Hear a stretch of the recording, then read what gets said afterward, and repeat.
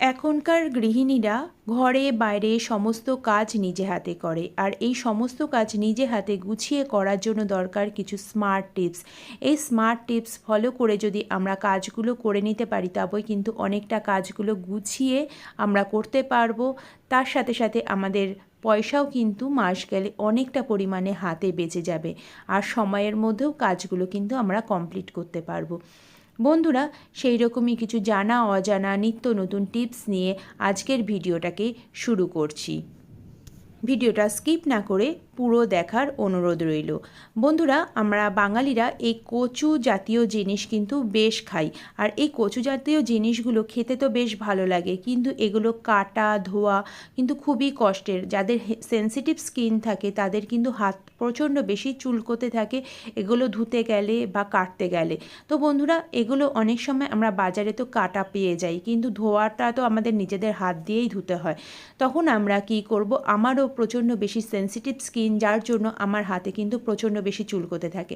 তো সেই কারণে আমার শাশুড়ি মা আমাকে বলেছিল যে হাতে সর্ষের তেল লাগিয়ে তারপরে এই কচু ধুতে। তো আমি এখানে হাতে ভালো করে সর্ষের তেলটা লাগিয়ে নিলাম। সর্ষের তেল লাগানোতে কি হবে, আমাদের স্কিনের উপর একটা লেয়ার পড়ে গেল, যাতে কচুর যে কষটা ডাইরেক্ট কিন্তু আমাদের হাতে কিন্তু লাগবে না। এরপরে যদি আমরা কচুটাকে ধুই, তাতে কিন্তু আমাদের কোনো রকমই অসুবিধা হবে না। তাছাড়া সর্ষের তেলের যে একটা ঝাঁঝালো গন্ধ আছে, তাতেও কিন্তু আমাদের এই চুলকনিটা কিন্তু অনেকটাই কম থাকবে। তো এখানে আমি দেখতেই পাচ্ছেন আমার হাতে কিন্তু প্রচণ্ড বেশি প্রবলেম হয়, কিন্তু এই সর্ষের তেল লাগানোর পরে আমি কিন্তু কচুটাকে বেশ ভালো করে ধুতে পারছি জলে, আমার কিন্তু কোনো রকমই প্রবলেম হচ্ছে না। কিন্তু বন্ধুরা, অনেকেরই এই হাতে তেল লাগানোর পরেও হাত কিন্তু চুলকোতে থাকে। তখন আমরা কি করব, দেখুন আমি এখানে খুব ভালো করে হাতটাকে ধুয়ে নিয়েছি, হাতের মধ্যে কিন্তু তেল এখনও রয়েছে। আর এখানে আমি নিয়ে নিলাম সামান্য পরিমাণে নুনটা দিয়ে হাতটাকে বেশ ভালো করে কষলে নেব। এতে কি হবে, যে হাতের যে চুলকানি ভাব সেটাও কিন্তু এই নুনের ধারালো ভাবে কিন্তু চলে যাবে, আর নুনের যে একটা ধক আছে সেটাও কিন্তু আমাদের এই চুলকানি দূর করতে কিন্তু সাহায্য করবে। বন্ধুরা, টিপসটা ভালো লাগলে একটা লাইক করে দেবেন। চলে যাব পরের টিপসে।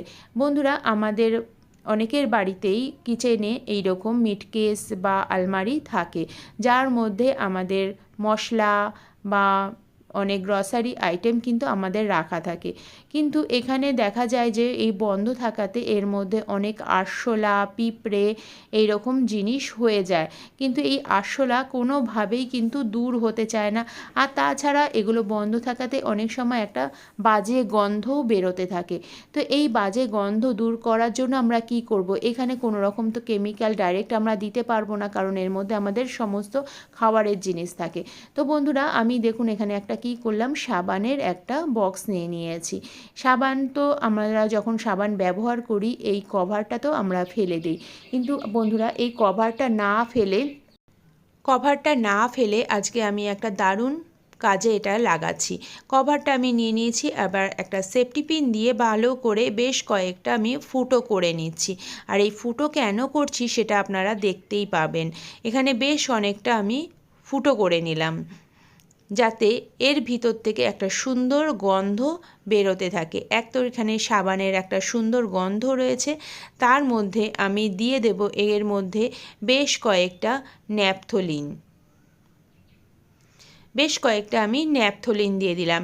এই ন্যাপথলিনের গন্ধে এর মধ্যে কিন্তু কোনো রকম আরশোলা আর আসবে না। এখানে আমি পিছনে এর যে সাবানের খাপটা, এর পিছনে একটা ডবল টেপ গাম যদি আপনাদের ঘরে থাকে ডবল টেপ গাম দিয়ে দেবেন, না হলে আমি এখানে সেলো টেপটাকে ঠিক এইভাবে ডবল করে লাগিয়ে নিলাম। লাগিয়ে এবার মিটকেস বা আলমারির যে একটা পাল্লার মধ্যে আপনারা লাগিয়ে দেবেন। দেখুন আমি এখানে ভালো করে টাইট করে লাগিয়ে দিলাম। এতে ন্যাপথলিনের যে একটা সুন্দর গন্ধ, এই গন্ধে এর মধ্যে কিন্তু আর কোনো রকমভাবে আরশোলা পিঁপড়ে আর হবে না, আর দুর্গন্ধও কিন্তু হবে না। টিপসটা ভালো লাগলে একটা লাইক করে দেবেন। চলে যাচ্ছি পরের টিপসে। বন্ধুরা, আমরা শাড়ি তো আমাদের পরতেও আমরা বেশ ভালোবাসি, কিন্তু এক একটা শাড়ি এমন হয় যে আমাদের বছরের পর বছর চলে যায়, শাড়িগুলো আর খুলে পরা হয় না। কিন্তু এই রকম শাড়ি যদি আমরা অনেক দিন এইভাবে রেখে দেই, দেখা যায় যে যখন শাড়িটা খুলবো তখন তার মধ্যে হয়তো পোকা হয়ে গেছে, অথবা সেগুলো ফেটে গেছে বা একটা দুর্গন্ধ হয়ে গেছে। বন্ধুরা, এই ধরনের পিওর সিল্ক শাড়িতে বিশেষ করে খুব বেশি কিন্তু পোকা হয়ে যায়, সাদা সাদা একটা পোকা হয়ে যায়। তাতে অনেকে কিন্তু ন্যাপথলিন দেয়, কিন্তু অনেকেরই ন্যাপথলিনের গন্ধটা কিন্তু সহ্য করতে পারে না। একটা উগ্র গন্ধ থাকে, যেখানে সেই শাড়িটার মধ্যে পুরোটাই কিন্তু ন্যাপথলিনের গন্ধ হয়ে যায়। কিন্তু বন্ধুরা, আমাদের ঘরে প্রত্যেকের বাড়িতেই এই কিছু ধরনের ইমার্জেন্সি ওষুধ কিন্তু এনে রাখা থাকে, যেগুলো আমরা তারপরে ব্যবহার হয় না। যেমন পেট খারাপ হোক, জ্বর হোক, সর্দি কাশির এই ধরনের ওষুধ কিন্তু আমাদের ঘরে রাখা থাকে, কিন্তু এগুলো অনেক সময় ব্যবহার না হওয়াতে এগুলো এক্সপায়ার হয়ে যায়। এই এক্সপায়ার ওষুধ আমরা না ফেলে আমরা কি কাজে লাগাবো দেখুন। এখানে আমি এক্সপায়ার যে ওষুধটা, সেই আপনাদের যে কোনো ওষুধ আপনারা নিতে পারেন। এখানে আমি 2 কি 3টে করে আমি শাড়ির ভাঁজে আমি দিয়ে দেব। এতে কি হবে, শাড়ির মধ্যে যে পোকা হয়ে যাওয়া সেটা কিন্তু একদমই হবে না। তাছাড়া এর মধ্যে কিন্তু ন্যাপথলিনের মতন যে উগ্র গন্ধ সেটাও কিন্তু হবে না। তো দেখুন, এইভাবে যদি আপনারা রেখে দিতে পারেন তাহলে কিন্তু শাড়ি অনেক দিন কিন্তু ভালো থাকবে। টিপসটা ভালো লাগলে একটা লাইক করে দেবেন। চলে যাব পরের টিপসে। বন্ধুরা, আমরা যখন কোথাও বাইরে যাই বা মার্কেটে যাই বা যে কোনো জায়গায় যাই, আমরা কিন্তু এই ধরনের ব্যাগ আমাদের সবসময় ক্যারি করতে হয়, কারণ অনেক রকম ডকুমেন্টস হোক, টাকা পয়সা হোক, মোবাইল হোক, চাবি হোক, আমরা এরকম ব্যাগের মধ্যে করে নিই। কিন্তু আজকাল এতটাই পরিমাণে ভিড় হয় রাস্তাঘাটে, এই ভিড় রাস্তাতে আমাদের এই ব্যাগ থেকে কিন্তু সহজেই জিনিসপত্র চুরি হয়ে যেতে পারে। কারণ এই চেন খুলে জিনিস বের করাটা খুব একটা কিন্তু কষ্টের না। তো বন্ধুরা, এই চেনটাকে আমরা যদি লক করে দেই তাহলে কিন্তু কোনোভাবেই কেউ কিন্তু এই চেনটা খুলতে পারবে না। দেখুন বন্ধুরা, আমি এখানে একটা বড় সেফটি পিন নিয়ে নিয়েছি, আর এই ঠিক এই চেনের পাশেই এইভাবে কিন্তু আমি সেফটি পিনটাকে লাগিয়ে দিলাম। তাহলে কিন্তু কোনো রকমভাবেই এই চেনটা কিন্তু খোলা যাবে না। টিপসটা ভালো লাগলে একটা লাইক করে দেবেন। চলে যাচ্ছি পরের টিপসে। বন্ধুরা, এর আগেও বলেছি এক্সপায়ারি ডেটের ওষুধ আপনারা ফেলবেন না। এই এক্সপায়ারি ডেটের ওষুধ আমরা না ফেলে আমরা কিন্তু আমাদের সংসারের অনেক অনেক টাকা কিন্তু বাঁচিয়ে ফেলতে পারি। দেখুন, আমি এখানে 2 কি 3টে পরিমাণে আপনারা ওষুধ নিয়ে নেবেন। সেটা যে কোনো ওষুধই হতে পারে, আপনারা নিতে পারেন। আর এটাকে খুব ভালো করে কিন্তু আমি গুঁড়ো করে নিচ্ছি। খুব ভালো করে গুঁড়ো করে নেবেন, যাতে এর মধ্যে কোনো রকম দানা খুব একটা না থাকে। দেখুন, আমি বেশ ভালো করে গুঁড়ো করে নিলাম। এবার এটাকে আমি কি কাজে লাগাবো আপনারা দেখতে থাকুন, তাহলেই বুঝতে পারবেন। আর এর মধ্যে দিয়ে দিলাম বেশ খানিকটা আমি জলটা দিয়ে ভালো করে এটাকে মিক্স করে নেব। খুব ভালো করে মিক্স করে নিলাম।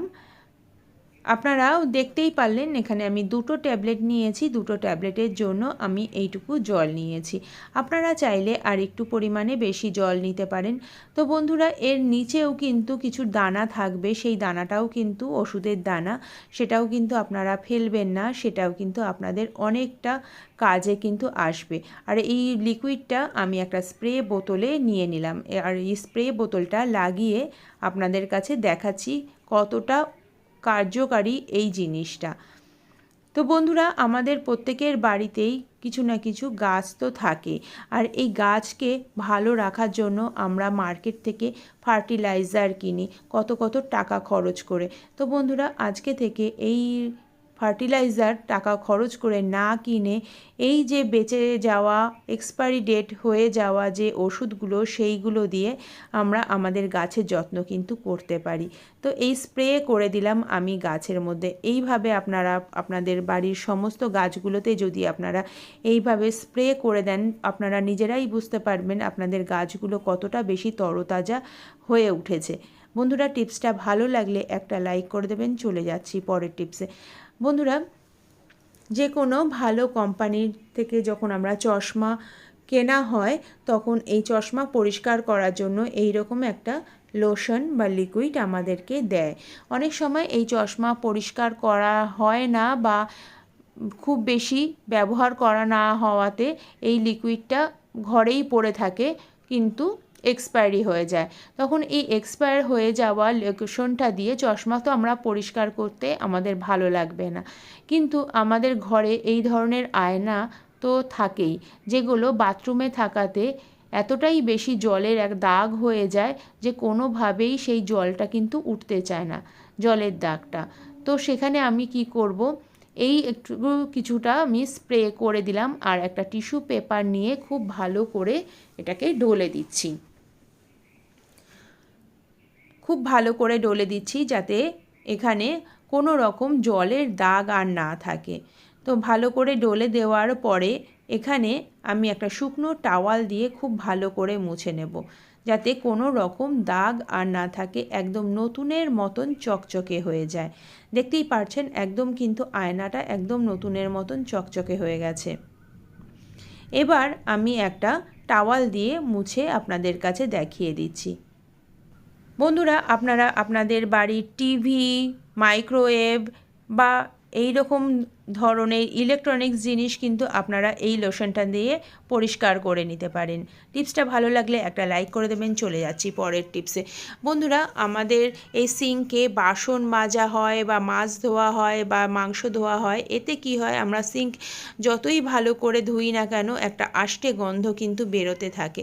তখন আমরা কি করব, এই চা পাতা, মানে আমরা যেই চা পাতা দিয়ে আমরা চা খাই, সেই চা করে নেওয়ার পরে সেই চা পাতাটা কিন্তু আমাদেরকে ফেলে দিতে হয় না। বন্ধুরা, এখন থেকে ওই চা পাতা ফেলবেন না। ওই চা পাতা দিয়ে আপনারা আপনাদের সিঙ্ক পরিষ্কার করে নিতে পারেন। বন্ধুরা, এই চা পাতার মধ্যে যে একটা সুন্দর গন্ধ আছে, এতে আমাদের যে সিঙ্কের বা বেসিনের যে একটা আষ্টে গন্ধ সেটা কিন্তু দূর হয়ে যাবে। তার সাথে সাথে চা পাতার যে একটা কষ রয়েছে, তাতে কিন্তু আমাদের সিঙ্ক বা বেসিন কিন্তু একদমই ঝকঝকে হয়ে যাবে।